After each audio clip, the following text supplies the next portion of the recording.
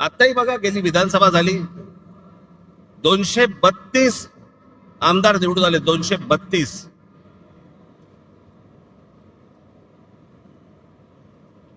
232 आमदार. एवढे प्रचंड यश मिळाल्यानंतर देखील महाराष्ट्रामध्ये सन्नाटा होता.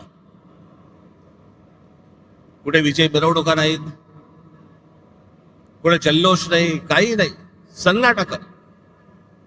म्हणजे मतदार तर अवाक झालेच होते, निवडून आलेले पण अवाक झाले होते.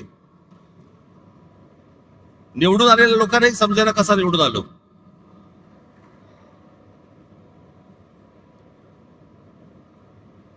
आणि मग सगळ्यांनाच कळलं की कशा प्रकारच्या निवडणुका चालल्यात या देशामध्ये, कशा प्रकारचे विजय प्राप्त होत आहेत, कशा प्रकारचं यश मिळत आहे. अनेक लोक म्हणतात की राज ठाकरेंच्या सभेला गर्दी होते पण ते मतामध्ये येत नाही. हे असं केलं तर कसं येईल ते मतामध्ये.